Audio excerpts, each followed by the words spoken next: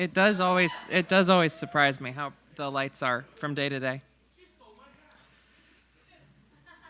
I stole my father's hat, thank you very much.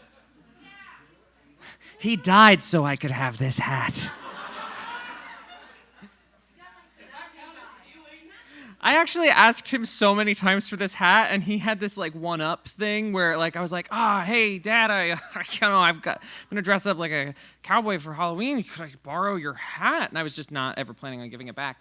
And then he was like, of course you can borrow my hat. Wait, no, I know something better, because that hat's dusty. And I was like, I know, that's why I want it, because you're not wearing it. And he was like, I have an authentic 10-gallon hat from Texas. And I was like, okay, thanks, Dad. You're the best. And he gave it to me, and it's this like piece of plastic shit that I couldn't even fit on my head. It was too small. Anyway. I have a poem. This is the first new poem I've written in a while. It is. I've been waiting to read it until Sierra was here, because it is for Sierra and inspired by her book Eden, and it is after, if anyone was here or remembers Quill's poem called "Doxology of Dayton Poetry Slam," where I also got the title. So the title is called "The Gospel of Sierra Smith." Shut up. Okay, yeah. Sierra Smith, the Eve we didn't know we needed. If the apple of Eden was the same red as your lips, I wouldn't blame her for eating it. Biting into each succulent morsel like one kiss at a time over the last 10 or 20 years it's taken to discover each and every injustice done upon you.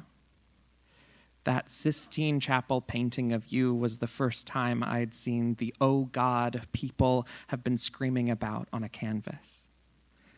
I heard someone say your name in public as an example of a name generic, but I just can't help but think of how beautiful it is that I get to think of you when I wasn't expecting to. The idea that you're so stitched into the tapestry of the world that you are the first name that comes to people's minds even when they don't know you. I confessed to you once in a barstool pew, loud enough to drown out the noise of my confessions the way a church's silence never could. I told you I didn't know music, and you smiled because you already knew exactly what songs to piece together for me, like shells collected from the lake shore where you go to bask the sun in your presence. Music gives a heartbeat to poetry, you said, as if without it we would only have elegies. Dearly beloved, here lies our souls with no heart to house them. But I think you found a way to make a vessel for when people are born without a life of music. Something to hold us when we have no beat to dance to, or headphones rippling the red, blue, and green of 100 people silently dancing to the music in their own heads.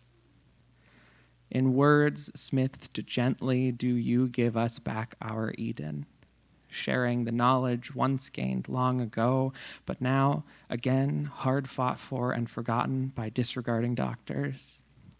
If loving you is a sin, you've inspired me to love the sin I'm in, and quite frankly, you'd make better company in hell with all of the girls and the gays than all of the days of divine sunshine awaiting more proper Christians.